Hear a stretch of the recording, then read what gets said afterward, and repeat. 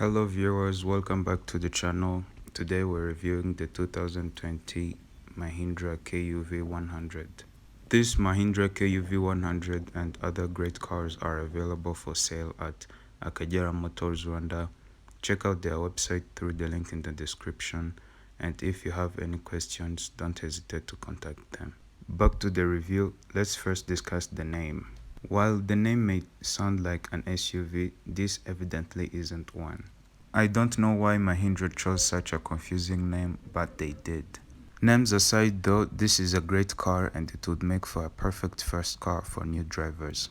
Without further ado, here's the car's key fob with the lock and unlock buttons, as well as a trunk release button in the middle. And on the back we have a Mahindra logo. On the side we have a button to access the hidden mechanical key that you use in case the battery inside the key fob is dead. This vehicle is equipped with a feature Mahindra calls Follow Me Home / Lead Me to Vehicle headlights, and this will flash the daytime running lights and turn on the headlights upon locking and unlocking the car. In this car you also get a keyless entry system, and the buttons on the two front door handles will lock and unlock the car. When the car is unlocked, you press the button once to unlock the car, and same deal when it's locked, you press it once to lock the car. The Kuv-100 being a hatchback, inside we'll find cloth seats for 5. On the driver door panel we'll have the usual power window controls. With the keyless entry system we'll also get a push to start button. And to start the engine you press down the clutch and brake pedal and push the engine start-stop button. Also, upon starting the vehicle, the side mirrors will unfold. No special animations play in the infotainment screen upon starting the vehicle. Let's turn on the headlights, front and rear fog light, high beams, as well as the hazard lights, and take another quick look around the vehicle. You get power window controls in this car, but only the driver's side window is one-touch automatic. I'll also go ahead and pop the hood so that we can check out the engine bay in this vehicle. As the key fob gets further and further from the interior, the car will beep a couple of times to let you know. There are LED turn signals integrated in the side mirrors, and up front we have LED daytime running lights, while the low beams, high beams, turn signals and fog lights are all halogen bulbs. Under the hood of the Kuv-100 lies a turbocharged 1.2-liter inline 3-cylinder that produces 77 horsepower and 140 pound-feet of torque. It's a D75 engine from the M Falcon series.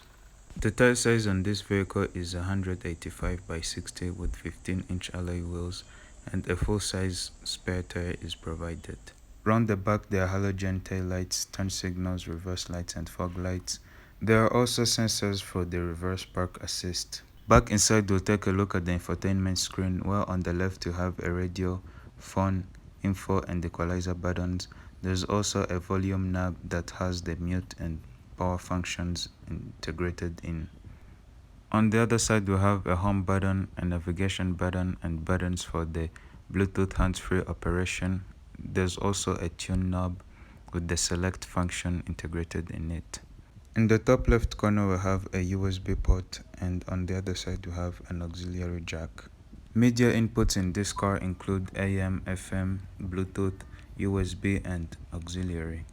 We have a clean radio interface that displays the current station and the 6 preset stations. After radio we have phone, and from here you can connect a new device or dial a phone number when you already have a phone connected. After the phone menu we move on to the car information menu, and from here you can check your distance to empty. You can also check out any alert from the car. You also have an e-manual section. And the e-manual in this car is not the usual boring ebook that you find in many cars. In this car you get videos that show you exactly how things work. For example, the one I'm playing now.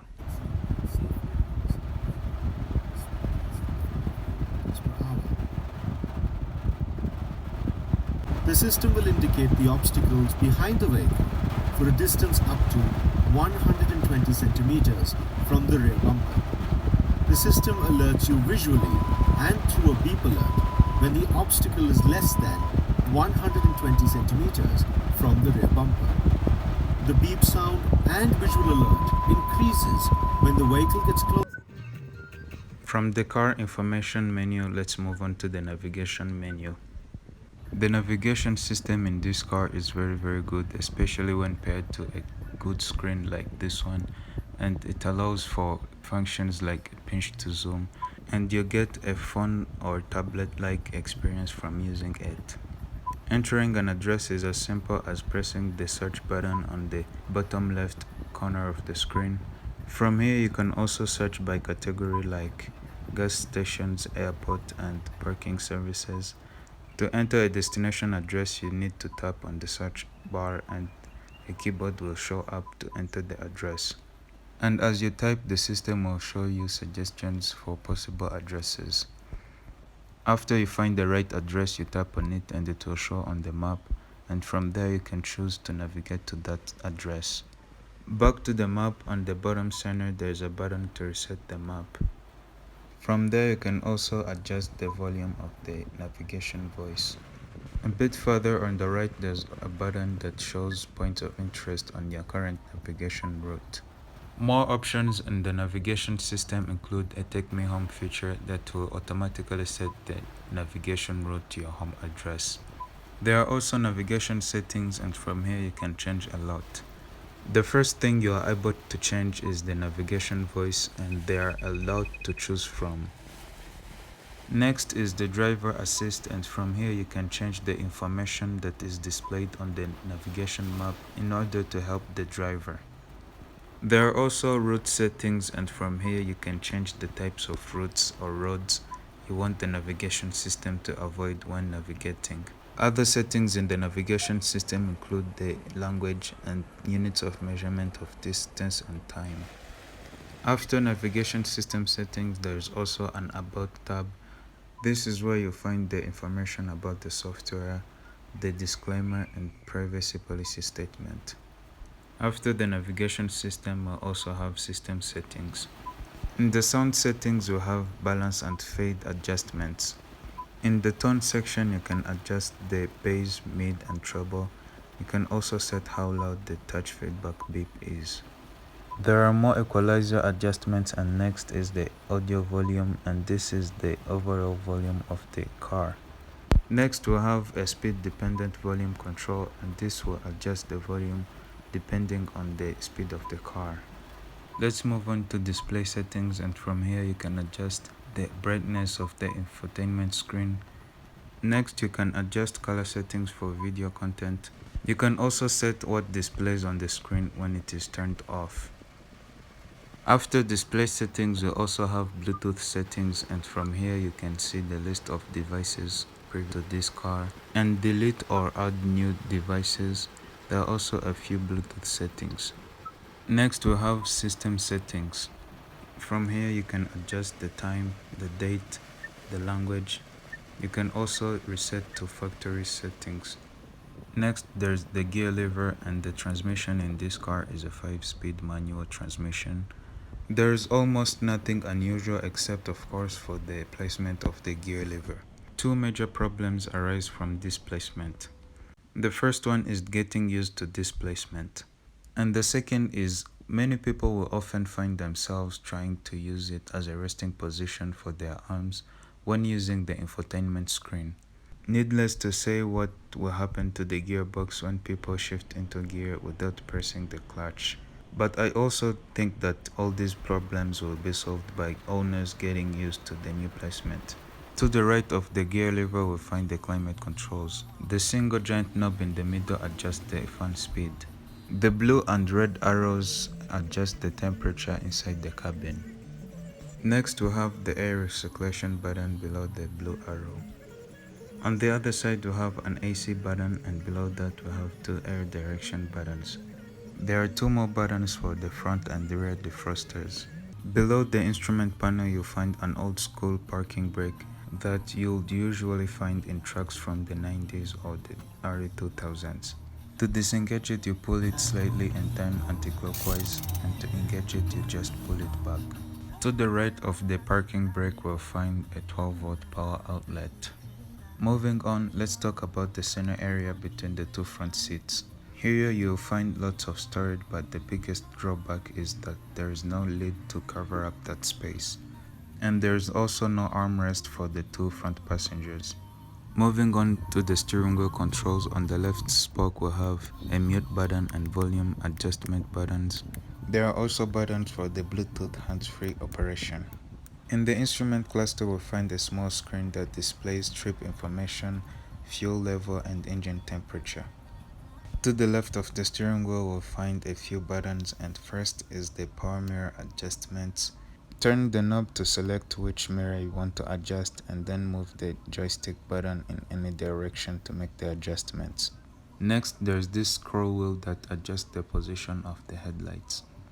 Next is a button that switches between eco and power modes. Your KUV-100 is in eco mode. When you turn on eco mode, an indicator will also show up in the small instrument cluster display. Other buttons include a traction control off button and a button for the hill descent control assist feature. On the headliner, there's a tailgate release button and button for the dome light. There's also a sunglass holder as well as a Bluetooth microphone. There are sun visors on both sides of the vehicle, but only the one on the passenger side has a vanity mirror. Let's shut down the engine and check out the rest of the vehicle. There are manual controls for the two front seats, and next to the driver's seat is a fuel cap release latch. Getting inside the second row is a bit unusual due to the D-pillar mounted door handle. Inside we'll find a bench seat for 3 and pretty much nothing else. Due to how small the vehicle is, we'll find only one dome light for the whole vehicle.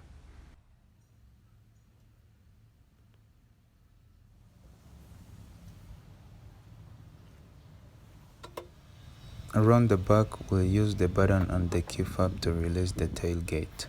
And I'll walk up to the vehicle and lift the tailgate the rest of the way. With the tailgate open, you'll see that there's pretty much no space to carry luggage in this car. Inside the trunk, you'll find a light on the left side of the trunk area. There's also a 12-volt power outlet on the other side of the trunk area. You'll also find a pin to fold down the second row bench. Inside the trunk area, you'll also find the warning triangle in this blue bag. Below the loading floor is where you'll find the spare tire and the tire changing equipment.